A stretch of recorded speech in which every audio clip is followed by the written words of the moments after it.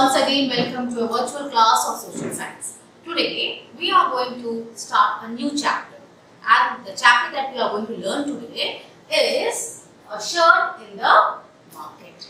Okay, now in this chapter we will see that how a thread transforms into a shirt, and the people those who are involved in making of this shirt, are they getting the reasonable rate for their labor?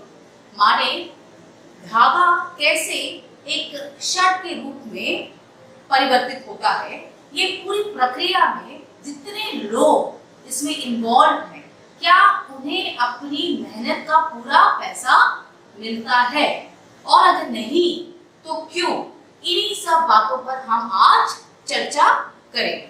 ठीक है, अब just have a look on screen.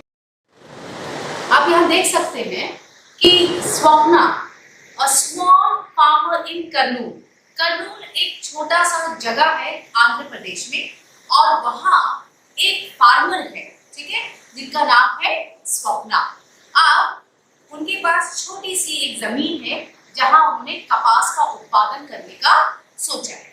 कपास माने cotton, ठीक है, जो मैंने यहाँ पर बनाया है कॉटन बॉल्स, ये आप देख सकते हैं. जब वो फूट जाता है ना तो it becomes like this white colour cotton balls. ठीक है, तो इसको हिंदी में हम बोलते हैं कपास.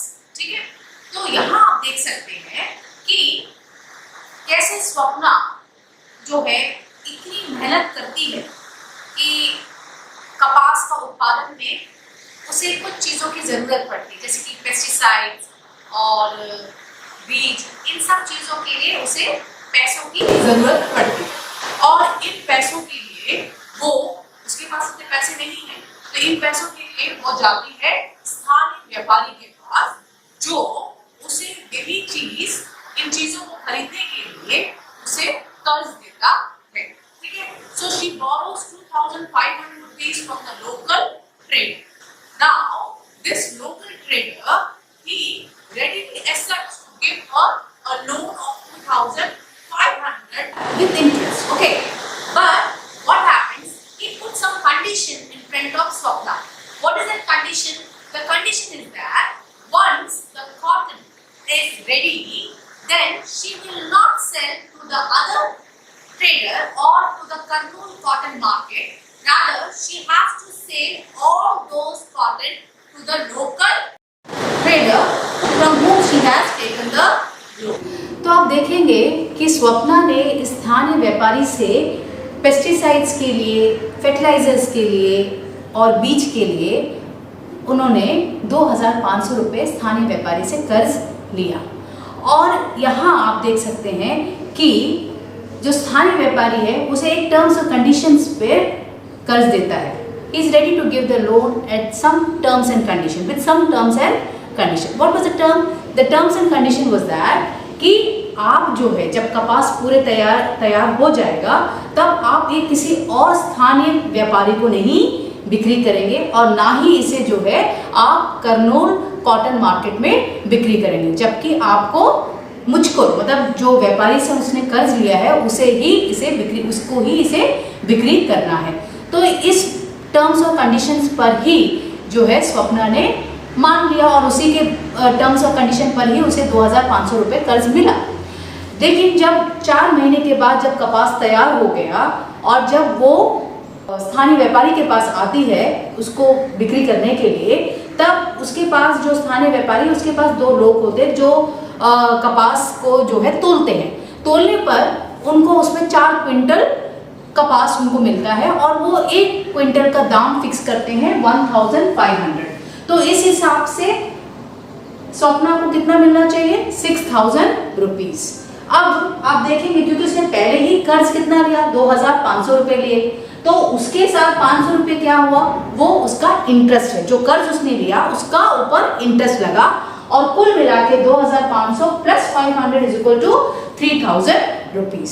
ठीक है, तो अब जो व्यापारी, जो स्थानीय व्यापारी है, जो 6000 रुपये 4 क्विंटल का उसे देना था, उसमें से उसने 3000 रुपये काट कर बाकी 3000 रुपये उसने स्वप्ना को दिया. अब स्वप्ना बड़ी शॉक हो गई 3000 रुपये देखकर, क्योंकि उसे लगा कि इससे ज्यादा उसे मिलेगा, लेकिन उसे मिला सिर्फ 3000 रुपये. तो उसने लोकल ट्रेडर से पूछा कि मैंने तो 4 महीने मेहनत किए इस चीज़ के लिए और अंत में मुझे सिर्फ 3000 रुपये मिले।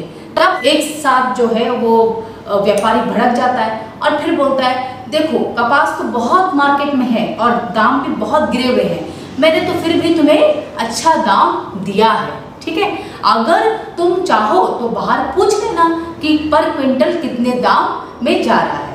तो वो समझ जाती है कि वो गुस्सा हो गया। अब ऐसे में वो लोकल ट्रेडर को बोलती, नहीं मुझे डाउट था इसीलिए मैंने आपसे बस ऐसे ही पूछा, आप नाराज ना होइए। तो यहाँ पर वो जानती है कि उसके साथ शोषण हो रहा है, वो जानती है कि जो स्थानीय व्यापारी है वो उसके साथ जो है शोषण कर रहा है और उसकी मजबूरी का फायदा उठा रहा है। आपसे स्वप्ना के हिसाब से 1800 तो उसको मिनिमम उसके लिए मिलना ही था, लेकिन उससे भी कम रेट में स्थानीय व्यापारी ने उसे पैसा दिया। तो यहाँ वो जानती थी, लेकिन वो क्यों यहाँ पर चुप रही और क्यों वो अपनी आवाज़ नहीं उठा? उसका मुख्य कारण ये है कि भविष्य में जब कभी उसे आर्थिक सहायता की ज़रूरत होगी तो तब वो इसी व्यापारी स्थानीय व्यापारी के पास जाएगी। और यहाँ आर्थिक पैसों की जब ज़रूरत पड़ेगी, मतलब वो सिर्फ बीज खरीदने के लिए, फर्टिलाइज़र खरीदने के लिए या खेती के लिए जो उपकरण है उसके खरीदने के लिए नहीं, यहाँ तक कि अपनी निजी ज़रूरतों के लिए भी, अगर मान लें परिवार में किसी कोई बीमार हो गया, उनके दवाई के लिए या फिर खाने के लिए, फल के लिए, अगर उन्हें कुछ पैसों की ज़रूरत है तो ऐसी स्थिति में वो उसी स्थानीय व्यापारी के पास जाएगी। या बच्चों की पढ़ाई के लिए अगर उसे पैसे की ज़रूरत पड़े तो वो वापस उसी स्थानीय व्यापारी के पास जाएगी। तो ऐसे स्थिति में उसे भविष्य में भी उसी इंसान पर निर्भर रहना पड़ेगा। इसलिए वो जानते बूझते कि उसके साथ गलत हो रहा है और उसे जो दाम दिया जा रहा है वो मार्केट रेट से बहुत कम है, इसके बावजूद वो आवाज़ नहीं उठा पाती क्योंकि उसे भविष्य में भी इसी इंसान की ज़रूरत है। आर्थिक कर्ज लेने के लिए, आर्थिक सहायता के लिए उसी इंसान की ज़रूरत है। तो ऐसे में वो अपनी आवाज़ को मतलब उठा नहीं पाती और वो चुप रह जाती है, ठीक है। तो ये जो मैं बोल रही हूँ ये this is the matter of a farmer. Now let us see the cloth market of Erode. जब मैं बोलती हूँ the cloth market of Erode, यहाँ ईरोड जो है वो एक जगह है जो तमिलनाडु में है और यहाँ पर एक बहुत बड़ी कपड़ों की बाज़ार है, ठीक है, जहाँ कई लोग जो बाहर ना सिर्फ ईरोड में रहने वाले लोग, यहाँ के आसपास के जो गांव के लोग भी जो है वहाँ पर आकर कपड़ा बेचते हैं, खरीदते हैं, ठीक है। तो ये जो जगह है पूरे विश्व में सबसे बड़ा कपड़ों की मंडी है, ऐसे हम कह सकते हैं, ठीक है। तो ये ईरोड में भी आप देखेंगे यहाँ तक जो बुनकर है, जैसे मैंने आपको कहा कि स्वप्ना ने एक फार्मर है, उसने कपास उत्पादन हुआ, वो कपास वो जिस तरह मैंने आपको यहाँ पर दिखाया कि कैसे कपास का उत्पादन हुआ और उसने कितनी 4 महीने वो मेहनत करी और कैसे उसने कपास का उत्पादन किया, ये हमने इसमें देखा। अब ये जो कॉटन है it will be turn into a thread and then the thread has to be change into a cloth and who will change this thread into a cloth? Obviously it will be done by the weaver. Understood? तो ये जो Weaver माने हिंदी में हम उनको बोलते हैं बुनकर, जो कपड़ा जो धागों को इस तरह से करता है कि वो कपड़े के रूप में उसको परिवर्तित करता है।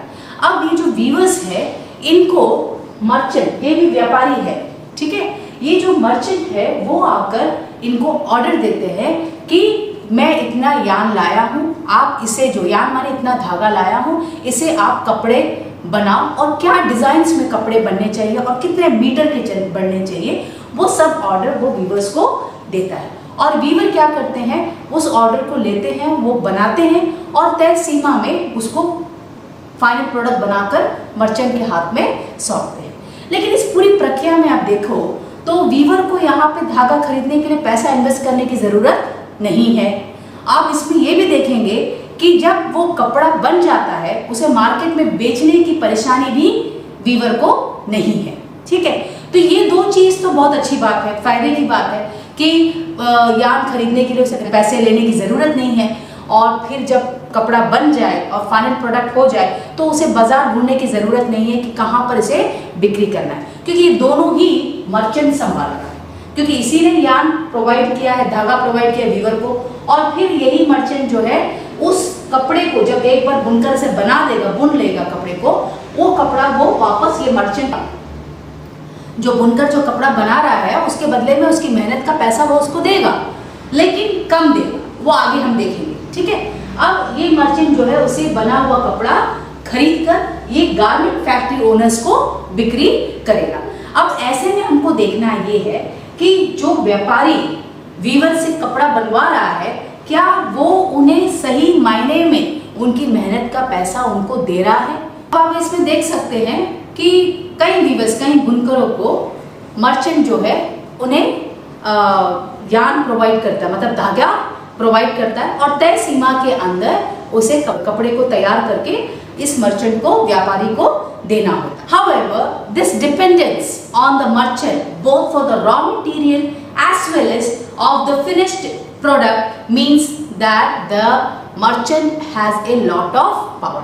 मतलब अभी आप देखेंगे व्यापारी जो उन्हें रॉ मटेरियल दे रहा है, जो कच्चा पदार्थ, मतलब जो रॉ मटेरियल जरूरत है वो तो धागा उसे दे रहा है, साथ में बना हुआ प्रोडक्ट, फाइनल प्रोडक्ट को भी उनसे लेकर वो उन्हें फैक्ट्री ओनर्स को, गारमेंट फैक्ट्री ओनर्स को दे रहा है।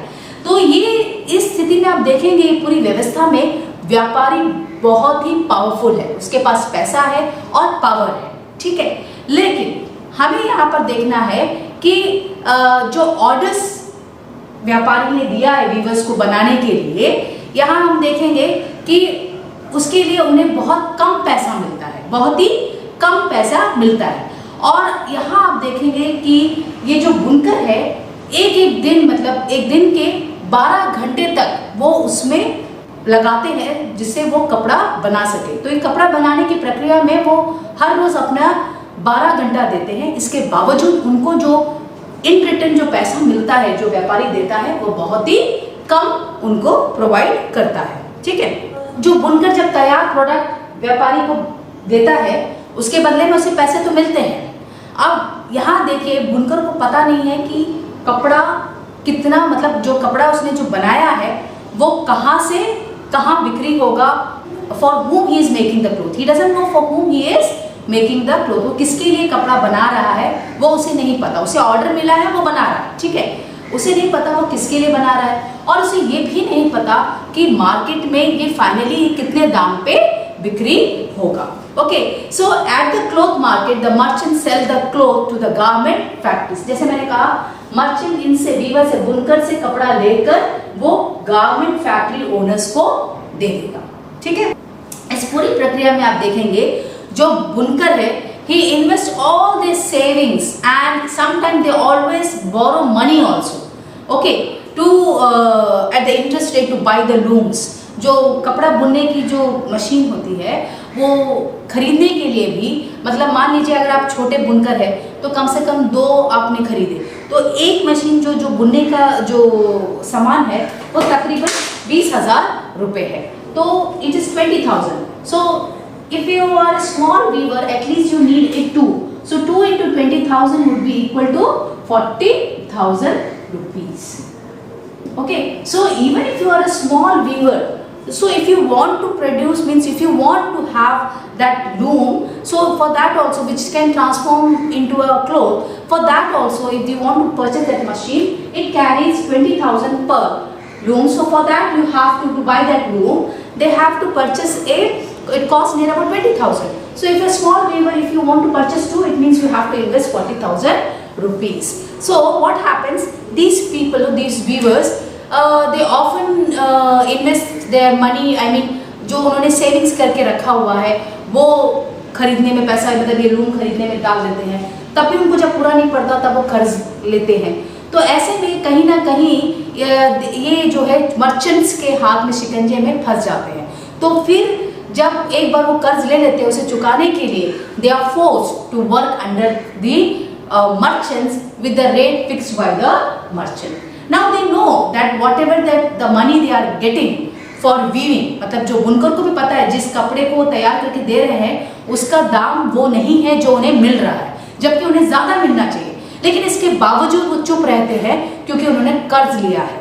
तो ऐसे में वो they are forced to take the money which is being proposed by the merchant. Even though they know they are being exploited by them, but still they have to keep their mouth shut because they have taken the loan from the same merchant. And you know, my dear students, that they spend more than 12 hours in a day just for making of this cloth. But still, at the end of the day, they earn just rupees 3,000 rupees per month. अगर आप देखेंगे पूरी महीने में उनको पूरा जो मिलता है पैसा ये बुनने के लिए, वो सिर्फ रुपीस 3,000। और ये ऐसा वीविंग एक आदमी का काम नहीं है, जबकि परिवार के पूरे सदस्य जो घर में मान लीजिए 5-6 लोग हैं, ये सभी लोग जो है कपड़े इसे बुनने में अपना वक्त देते हैं और ये सभी लोग उसी काम में व्यस्त रहते हैं। सो ये सभी जो है 12 घंटे अपने 12 hours they used to give for weaving, and at the end of the month they earn only rupees 3,000 per person. So you can think that after giving 12 hours, when they have to earn only 3,000 per month, it means their earning is very much less than the wage worker.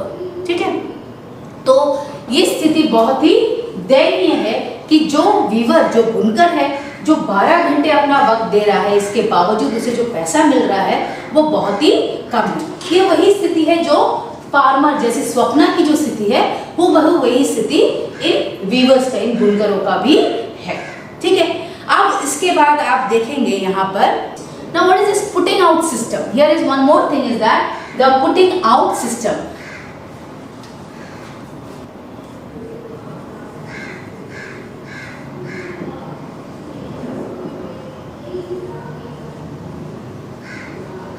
Putting out system. Now what is this? इसका ये मतलब है the arrangement between the merchant and the weaver is an example of putting out system. The merchant supplies the raw material and receives the finished product. It is prevalent in the weaving industry in most regions of India. मतलब ये एक ऐसी व्यवस्था है किसके बीच में, merchant व्यापारी और बुनकर के बीच की जो व्यवस्था है उसको हम बोलते हैं पुटिंग आउट सिस्टम, जहां व्यापारी आपको रॉ मटेरियल प्रोवाइड कर रहा है और बदले में वो जो है आपसे फिनिश्ड प्रोडक्ट ले रहा है। ठीक है, तो इस सिस्टम को हम बोलते हैं putting out system, where the merchant supplies the raw material, at the end he also receives the finished product, that is called as a putting out system. Okay, now I hope that whatever I have taught you so far up to the farmers from the weaver, you have understood very well. In both the case, one thing is very common, the farmer is also putting all his effort, okay, and here weaver is also putting all his effort, energy and time and everything, but still being they're giving their time and energy, they receive very less money. Whereas the people, those who are not at all responsible for production of the thread to cloth, okay, they are not at all responsible, but that these people, whether you can take as a local trader or the merchant, these people are little wealthy, ये पैसे वाले हैं, and moreover they are powerful person, so they are exploiting the weavers as well as they are exploiting the farmers. And in both the case you will see, despite their effort, they are unable to raise their voice because one or the other time they have taken the loan from the local trader or the merchant. So they are unable to raise their voice against the exploitation that is happening with them. Understood? Now, let's move to the next topic, that is the government exporting factory near Delhi. Now what we will see, जैसे मैंने आपको यहाँ पे बताया कैसा धागा को बुनकर एक कपड़ा का रूप दिया जाता है। अब ये कपड़ा मर्चेंट वीवर्स बुनकर से लेकर इसे गारमेंट फैक्ट्री ओनर्स को देता है। ठीक है, यहाँ पर ये मर्चेंट जो है कपड़ा जो तैयार किया गया है बुनकरों द्वारा, उसे वो लेकर उसमें थोड़ा दाम ज्यादा बढ़ाकर वो किसको देता है, गारमेंट फैक्ट्री ओनर्स को। Now what is the work of the garment factory? Garment factory means it's a big factory where hundreds and thousands of people are stitching the cloth. Okay, जैसे शर्ट बनता है, pant बनता है, तो यहाँ ये लोग जो है स्टिच करते, दर्जी जो है, tailors, what they used to do, the tailors they used to give shape to the cloth and that transform in the form of a shirt or a pant. Okay, now what happens? The cloth which is being by the weavers, the merchant takes them and he sells the same cloth to the garment factory owner. Now, in the garment factory, these tailors, they used to stitch the cloth. Okay. Now, this cloth, now you will see that later on the same cloth, जो shirt बनाया, जो pant वगैरह बनाया हुआ है, वो धीरे धीरे वो ये बनने के बाद, तैयार होने के बाद, it will go to the, it will exported to the US or the European countries. That we will see later on. But let's see what happens here. Okay. If you see here, even the garment factory owners, as I told you, hundred of people, they used to work over there, isn't it?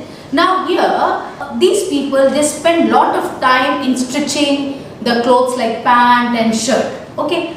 Despite that, the factory owners, they pay them very less money. Okay. They pay them very less money.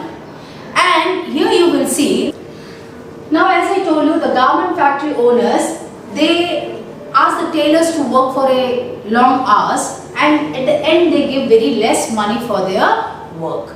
Now what happens, these garment factory owners, जो कपड़ा इनके यहाँ में factory में बन के तैयार हुआ है, वो लेटर ऑन वो क्या करते हैं, एक्सपोर्ट कर देते हैं यूएस कंपनीज को या तो फिर यूरोपियन कंपनीज को। लेकिन जब वो एक्सपोर्ट करते हैं तो ये जो एक्सपोर्टर्स होते हैं, इनका बहुत क्लियर कंडीशंस, टर्म्स और कंडीशन होता है। पहला, the quality should be good, it should be of good quality. जो कपड़ा आपने बना कर दिया है, तो तैयार करके दिया, चाहे वो शर्ट के रूप में हो या पैंट के रूप में हो, वो उसकी क्वालिटी, स्टिचिंग क्वालिटी और कपड़े की क्वालिटी एकदम गुणवत्ता, उनकी गुणवत्ता का चेकिंग होगा, वो एकदम टॉप होना चाहिए। ठीक है, then means the product of should be of a good quality.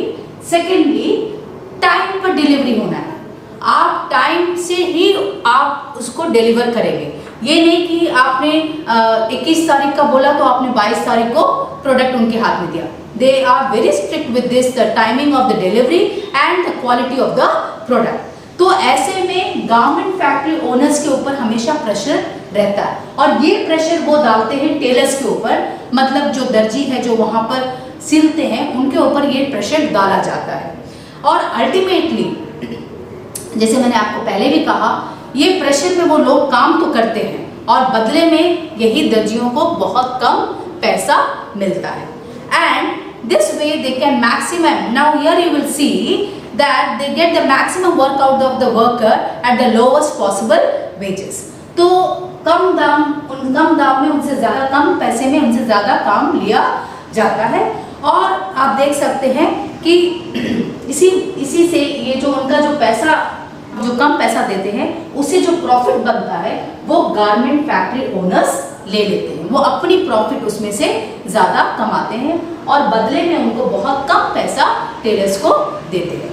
अभी एग्जांपल के तौर पे आप देख सकते हैं कि द इम्पेक्स गारमेंट फैक्ट्री, जो आप देखिए आपके बुक में है, द इम्पेक्स गारमेंट फैक्ट्री, जहाँ पे 70 वर्कर्स काम करते हैं, 70 workers are working there, and they all are mostly the people, the workers who are working in the Impex garment factory, they are almost women, मतलब mostly women ही होती है। यहाँ में प्रॉब्लम ये है कि इनका जो काम है वो अस्थायी है, मतलब जब चाहे कोई भी फैक्ट्री ओनर इनको काम से हटा सकता है। अगर उनको लगता है कि आपका काम अच्छा नहीं है तो आपके काम को, मतलब आपने जो काम किया उनको अच्छा पसंद नहीं आया तो आपकी नौकरी आपके हाथ से वो छीन लेते हैं। और ऐसे में क्या है कि यहाँ आपकी जॉब सिक्योरिटी नहीं है, आपका जो जॉब है वो यहाँ पर सिक्योर नहीं है। तो ऐसी स्थिति में जो वर्कर्स है, जो इम्पेक्स गारमेंट फैक्ट्री हो या ऐसे गारमेंट फैक्ट्री में जो काम करते हैं, एक तो उनको तनख्वाह कम मिलती है और वो जानते हैं कि उनका शोषण हो रहा है। इसके बावजूद वो अपनी आवाज़ नहीं उठा पाते, क्योंकि जो पैसा वो कमाते हैं उससे उनका परिवार चलता है, और कहीं वो आवाज़ उठाने से, कहीं उनकी नौकरी चले जाने से उनका परिवार जो है उससे परिवार आहत होगा। इसीलिए वो जानते बूझते, मतलब वो जानते हैं कि उनके साथ गलत हो रहा है, इसके बावजूद वो आवाज़ नहीं उठा पाते। और यहाँ पर आप देखेंगे कि इनकी जो जॉब है वो एक प्रेशर में काम करते हैं। एक तो लंबा, the time of working hours is very long, and moreover you will see that कि यहाँ पर एक प्रेशर रहता है, you are supposed to work as per the demand of the garment factory owners. You can't say anything to them, because if you protest or if you raise your voice, obviously the job will be go out of your hand. In such situation, your family will come under problem. Therefore, after, even though they know that they are being exploited, but still they are unable to raise their voice just because of the money. Understood? So they are bound to keep their mouth shut. Okay. So here also you will see that how the garment factory owners make good profit by cutting the cost of the tailors or the workers, but still the workers, those who are putting their time and energy, and they also, like the farmers and the weavers, they are also earning very less money. So here we have seen, despite those people, those who are not at all doing anything, but the meaning they have very big factory, or they have very big shop, or they have money and power, they are just exploiting the people like weaver and the farmer and the tailor, and they are making good profit, and these people are not giving any much money, or they are not giving a reasonable rate or reasonable money for the work that is done by the tailor, weaver or the farmer. Okay. Now, so here the next is the shirt in the United States. Now you will see here that the shirt which we are talking about, okay, अभी हमने क्या देखा, garment factory owners के यहाँ उन्होंने कपड़ा तैयार हो गया, शर्ट के रूप में, पैंट के रूप में तैयार हो गया. अब ये गारमेंट फैक्ट्री ओनर्स किसको कपड़े बेचेंगे? ऑब्वियसली द एक्सपोर्ट कंपनीज को. ठीक है, जो यूएस और यूरोप में है, इनकी जो यूएस और यूरोप में जो कंपनियां हैं, जो गारमेंट फैक्ट्री वहां पर है, वो लोग क्या करते हैं, जो कंपनियां हैं जो कपड़े के व्यापार करते हैं, उनकी बहुत चेन्स ऑफ मार्केट है. तो वहाँ ये क्या करते हैं, वहाँ ये इस चीज़ सिलवाने की जगह वो हमारे जैसे गारमेंट यहाँ पर जैसे इंडिया से सिलवा कर वो वहाँ पर बिक्री करते हैं, क्योंकि बहुत कम लागत में उन्हें अच्छा प्रॉफिट मिल जाता है. तो जैसे कि आप just you can have a look on your screen. See, a number of shirts are on display at a large clothes shop in the United States and are priced at $26. That is, each shirt sells for $26, around 1,200. मतलब जो shirt garment factory में बनकर तैयार होकर export करने के लिए दिया, जब वही कपड़ा फॉरेन कंट्री में बिक्री होता है, मॉल्स में या बड़े बड़े शोरूम्स में, वही शर्ट जिसका दाम आप देखेंगे 200 रुपए है, वो मैं बाद में बताऊंगी, उसको जो है वो 1,200 इंडियन करेंसी में देखे तो 1,200 रुपए में ये वहां पर सेल हो रहा है. ठीक है, अब आप देखिए, the garment exporter sold the shirt eight 200. इस इंसान ने, इस गारमेंट फैक्ट्री ओनर ने एक शर्ट को, one shirt is been sold at the rate of 200 rupees. Okay, at the rate of 200 rupees. Now the same cloth, the same shirt which has been sold to the export factory, export company for rupees 200 per shirt, the same shirt when it goes to the Europe or US showroom and the market there, it is been the same shirt is been sold at the rate of 1,200. So we have seen that the shirt which has been made by the tailors, the same shirt is being sold by the garment factory owners to these export companies at the rate of 200 rupees per shirt. But the same shirt when it goes to the market of the European country or the US, then the same shirt is being sold at the rate of 1,200. तो आप इधर देखिए, कहाँ ये 200 रुपए और कहाँ 1,200 rupees. So what is the difference? That is 1,000 rupees of difference. So this is what the profit has been made by the export companies. Okay.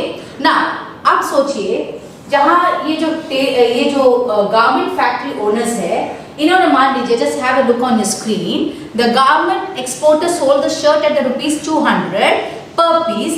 The cloth and the other raw material cost him 70 rupees per shirt. मान लीजिए जो कपड़ा और धागे या button की जो खर्च है, वो कुल मिलाकर इस गारमेंट फैक्ट्री ने 70 रुपए, 70 रुपीज, ओके, 70 रुपीज देन का खर्च हुआ. उसके बाद आप देखेंगे the workers wages cost another 15 rupees. ठीक है, जो जैसे टेलर्स है, जो वर्कर्स है, जो काम करते हैं, तो उसका एक्स्ट्रा चार्ज हो गया 15 रुपीज, मान लीजिए, जस्ट ऐसे लेके चलिए कि जो दर्जी ने स्टिच किया उनका भी चार्ज लगता है, तो उनको 15 रुपया हो गया, ठीक है, मैं पर शर्ट की बात कर रही हूँ। और यहाँ पर आप देखेंगे उसके बाद जो इनकी जो ऑफिस है, बाकी अदर स्टाफ्स है, उनका जो खर्चा, ऑफिस है, करंट है, ये सब जो एक्स्ट्रा जो चार्जेस है उसका आप एक ले लीजिए 15 रुपीज। तो कुल मिला के कितने हुए?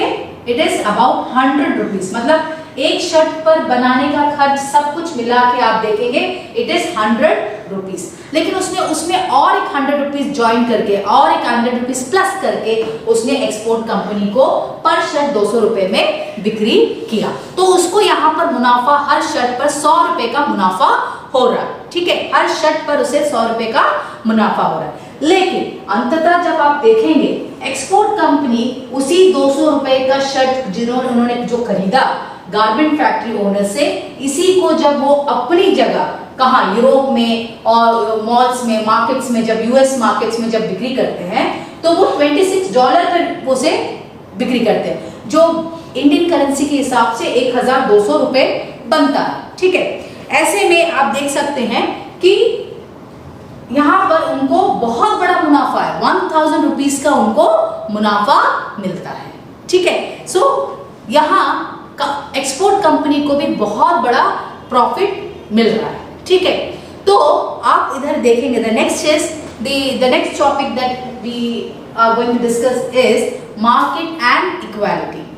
अब मैंने आपको ये सब कुछ पढ़ा दिया है, फार्मर के बारे में बताया, कैसे वो कपास उगाता है, उसके बाद वो कैसे धागे बनकर वो कैसे वीवर के पास धागा जाता है और वो वीवर उसे कैसे कपड़े में परिवर्तित करता है, और फिर वही कपड़े को जब आप काट चाट कर उसे एक शर्ट या जीन्स पैंट के रूप में उसे परिवर्तित करते हैं, तो वो कैसे टेलर उसे कैसे एक आकार देता है और उसे कपड़े का शर्ट के रूप में या पैंट के रूप में आकार देता है, और तब वो कैसे वो यूएस के मार्केट या यूरोप मार्केट में जाकर वही चीज जो है हाई रेट में कैसे बिक्री होता है। ये सारी प्रक्रिया में अगर आप देखेंगे तो सभी में आप अगर जैसा यहाँ पर देखें, फार्मर, वीवर, टेलर, ये तीनों ही ऐसे लोग हैं जिन्होंने अपना वक्त और एनर्जी और उसमें कंट्रीब्यूट किया, उसके बावजूद उनको प्रॉफिट बहुत ही कम मिल रहा है। लेकिन जब आप वही लोकल ट्रेडर का देखिए या मर्चेंट का देखिए या गारमेंट फैक्ट्री ओनर का देखिए, इन्हें प्रॉफिट तो मिल रहा है, हालांकि एक्सपोर्ट कंपनी से कम मिल रहा है। It is true, the export company is getting a lot of profit because per shirt they are earning near 1000 rupees as a profit, but still they are making a very big amount of profit, but still these people are also in a profitable side. Okay, they are also earning good profit money, but less than the export companies, but still they are earning a good profit. But here the tailor, the weaver and the farmer, after putting their effort and energy, they at the end they are receiving very less money. मतलब जितना वो मेहनत करें उनका उसका पूरा पैसा उनको नहीं मिलता है, ठीक है। सो जब हम बात करते हैं मार्केट एंड इक्वालिटी, इसके अंतर्गत आप देखेंगे when I talk about this topic market and equality,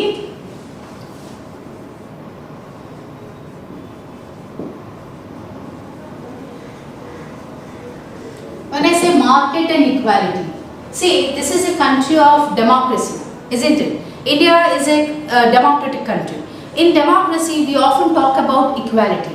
हम प्रजातंत्र में समानता का अधिकार की बात करते हैं, लेकिन जैसे कि आपने यहाँ पर देखा कि समानता सही मायने में किसका है? किसी का भी नहीं है।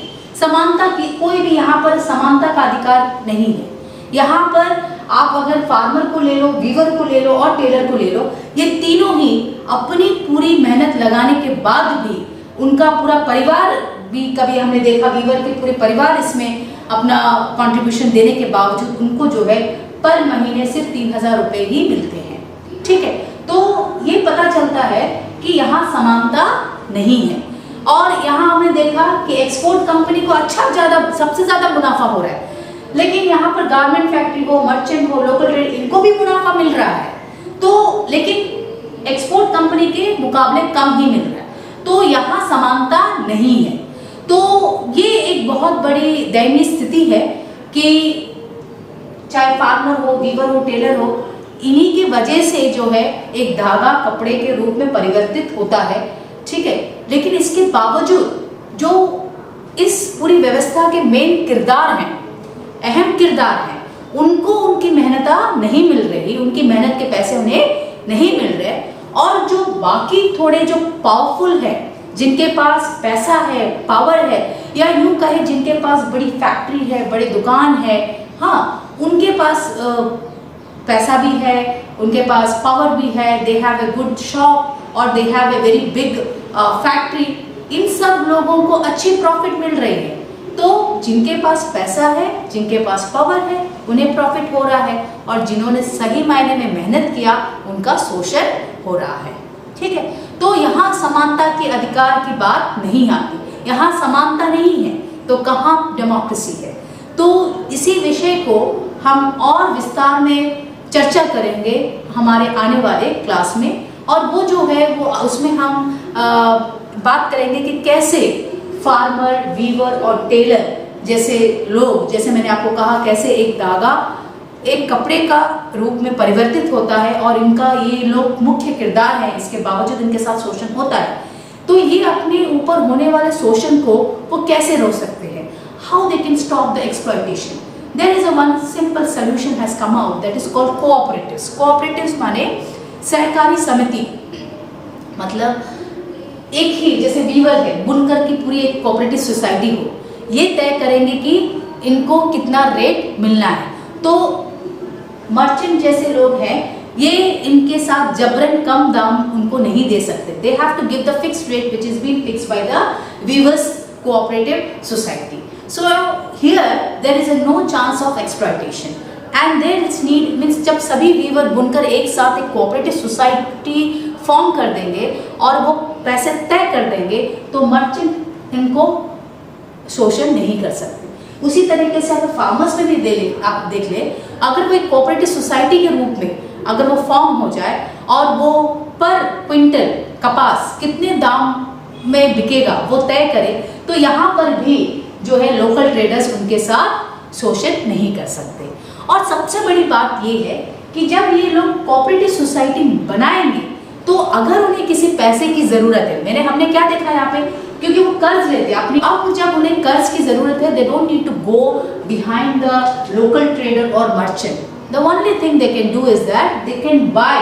अब लोकल ट्रेडर और मर्चेंट क्या करते हैं, पैसा कर्ज तो देते हैं, लेकिन उसके साथ वो हाई इंटरेस्ट भी उस पर लगाते हैं। जैसे हमने यहाँ पर देखा 2500 रुपए लिए हैं, तो 500 रुपए तो उसका सूद हो गया, तो कुल मिला के 3000, तो 500 रुपए आप सिर्फ सूद बांध रहे हो। तो यहाँ जब आप कोऑपरेटिव सोसाइटी फॉर्म हो जाएगा, अगर मान लीजिए किसी भी बुनकर को, किसी भी किसान को, चाहे वो कपास उगाता हो, अगर इनकी एक कोऑपरेटिव सोसाइटी बन जाती है, एक सहकारी समिति बन जाती है, तो वो वहाँ से लोन ले सकते हैं, वो वहाँ से कर्ज ले सकते हैं, और एकदम कमती, मतलब बहुत ही कम इंटरेस्ट में, at the very low interest rate, they can have a loan from the cooperative society. This is one of the good benefit of the forming of the cooperative society. So we will discuss more about the cooperative society and we will try to understand the whole thing elaborately in the next chapter, that is struggles for equality.